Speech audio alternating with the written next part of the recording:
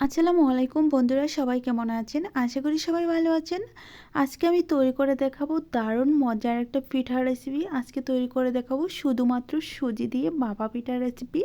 আর একটা ভাপা পিঠা তৈরি করে আপনারা পরিবারের সবাই মিলে খেতে পারবেন, এমনই একটা ভাপা পিঠা রেসিপি।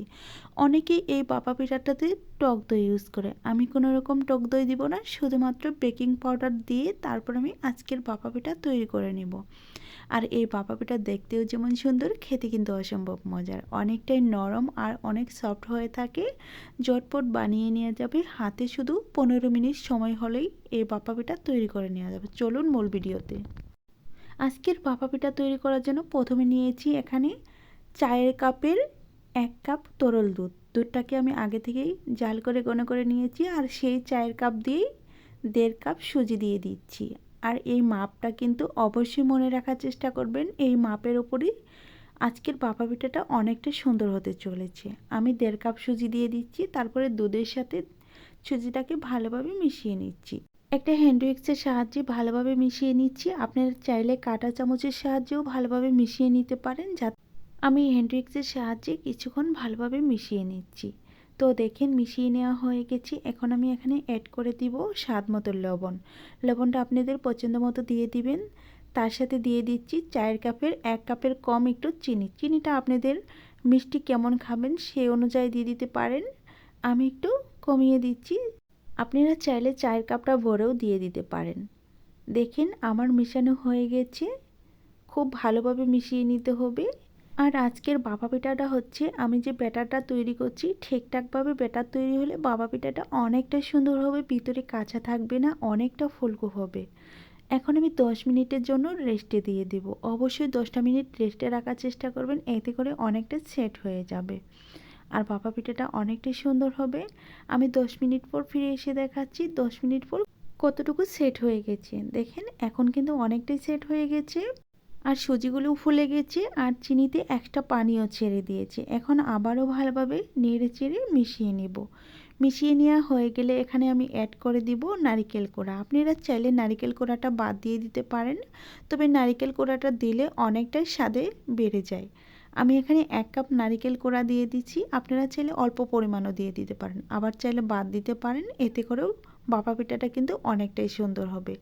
আমি নারকেল কোড়াটা দেওয়ার পর আবারও ভালোভাবে মিশিয়ে নিচ্ছি। আর দেখেন শুরু থেকে এই ভিডিওটা কিন্তু এই ব্যাটারটাকে কিভাবে তৈরি করতে হবে সেই পদ্ধতিটি আমি দেখিয়ে দিচ্ছি। তার সাথে দিয়ে দিচ্ছি 1 টেবিল চামচ বেকিং পাউডার। আর এই বেকিং পাউডারটা অবশ্যই দিতে হবে, এতে করে কেকের মতো অনেকটা ফুলকো এবং কি সফট একটা ভাপা পিঠা হয়ে যাবে। তো আমি বেকিং পাউডার দেওয়ার পরেও আবারও ভালোভাবে মিশিয়ে নিচ্ছি। মিশিয়ে নেওয়া হয়ে গেলে এখন আমি যেই পাত্রে এই ভাপা পিঠাটা রেডি করে নিব, এরকম একটা কেকের মোল্ড নিয়ে নিচ্ছি বা পুডিনের মোল্ড হবে এটা।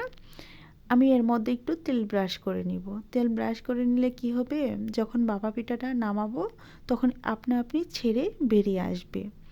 তেল দেওয়ার পর হাত দিয়ে একটু ভালোভাবে ব্রাশ করে নিচ্ছি। আপনারা ব্রাশের সাহায্যে ব্রাশ করতে পারেন, আমি হাত দিয়ে ব্রাশ করে নিচ্ছি। ব্রাশ করে নেওয়া হয়ে গেলে এখানে আমি যে ব্যাটারটুকু গুলে রেখেছিলাম সুজির, সেই ব্যাটারটুকু এখানে ঢেলে দিব। দেখেন এই তো আমি ঢেলে দিচ্ছি। আর ব্যাটারটা কতটুকু ঘনত্বটা সেটা একটু আপনারা বুঝে নেওয়ার চেষ্টা করবেন, আমি দেখিয়ে দিচ্ছি। আর এই কেকের পাত্রটা কিন্তু একবারে ভরে দেওয়া যাবে না, হাফ অংশ ভরে তারপর এটাকে চুলায় বসিয়ে দিতে হবে। দেখেন আমি কতটুকু অংশ ভরে দিচ্ছি। এখন একটু 2 হাত দিয়ে জাকিয়ে জাকিয়ে ট্যাপ করে নিচ্ছি, যাতে ভিতরে যদি কোনো বাবলস থাকে সেটা বেরিয়ে যাবে। আর বেরিয়ে গেলে পিঠাটা অনেকটা সুন্দর হবে। এখন আমি ডেকোরেট করে নিব। তার জন্য আমি কিছু চীনাবাদাম নিয়েছি। আপনারা চাইলে পেস্তা বাদাম, কাঠবাদাম অথবা চেরি বা কিশমিশ দিয়েও ডেকোরেট করে নিতে পারেন। আবার চাইলে এমনিও বানিয়ে নিতে পারেন, এতে করেও হয়ে যাবে। আমি সৌন্দর্য বাড়ানোর জন্য এই ডেকোরেটটা করে নিচ্ছি। তারপর আবারও কিছুক্ষণ টেপ টেপ করে এখন আমি চুলায় চলে যাব। চুলায় আমি একটা হাঁড়ি বসিয়ে রেখেছি আর এখানে কিছুটা পানি দিয়েছি। আর পানিটা কতটুকু দিয়েছি একটু দেখে বুঝে নেওয়ার চেষ্টা করেন, স্ট্যান্ডটা কিন্তু ডুবে গেছে।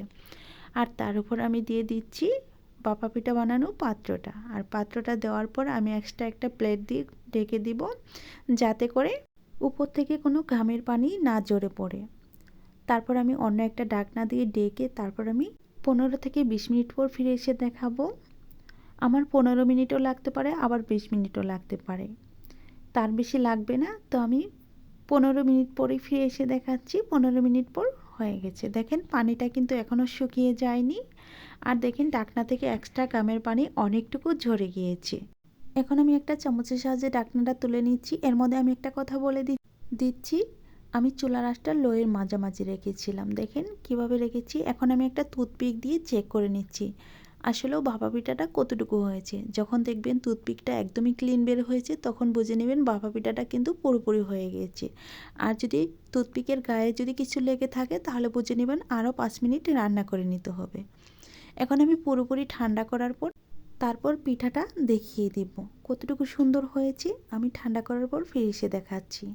এখন কিন্তু পুরোপুরি ঠান্ডা হয়ে গেছে, আর এখন কিন্তু চতুর্দিক থেকে একটু ছেড়েও এসেছে। আর এই পিঠাটা কিন্তু গরম অবস্থায় কোনো মতে নামানো যাবে না।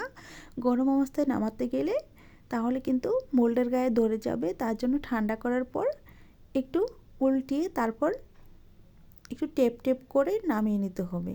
দেখেন আমি কিভাবে মোল্ড আউট করে নিচ্ছি, খুব সহজেই ছেড়ে আসছে। দেখেন একটুও ভেঙে যায়নি, আর কত সহজেই বেরিয়ে আসলো। একদমই সহজভাবে পিঠা বানানোর পদ্ধতি। আর দেখেন কতটা নরম হয়েছে, একটু দেখে বুঝিয়ে দিচ্ছি। আর উল্টা পাশটা দেখেন খুবই সুন্দর হয়েছে, আর জালি জালি হয়েছে। এইভাবে একটা ভাপা পিঠা বানিয়ে যদি আপনারা পুরো পরিবারে খাওয়াতে পারেন, তাহলে এতগুলো ভাপা পিঠা বানিয়ে ঝামেলা করার কোনো প্রয়োজনই নেই। আর সুজি আর দুধ দিয়ে ভাপা পিঠা বানালে অসম্ভব মজার হয়ে থাকে। এখন আমি এই ভাপা পিঠাটাকে কেটে দেখাবো ভিতরে কেমন হয়েছে আর কতটুকু সিদ্ধ হয়েছে। না দেখলেই বুঝতে পারবেন না। একটু চাপ দিয়ে দেখাচ্ছি। দেখেন খুবই নরম তুলতুলে একটা ভাপা পিঠা, অনেকটা নরম। আর এই ভাপা পিঠা খেতে দারুণ হয়ে থাকে। তো যতক্ষণে আমি ভাপা পিঠাটা কাটবো, ততক্ষণে বলবো যদি আমার রেসিপি ভালো লেগে থাকে, প্লিজ দয়া করে চ্যানেল সাবস্ক্রাইব করে রাখবেন, আর পাশে থাকা বেল বাটনটি অন করে রাখবেন আমার চ্যানেলের ভিডিও সবার আগে পাওয়ার জন্য।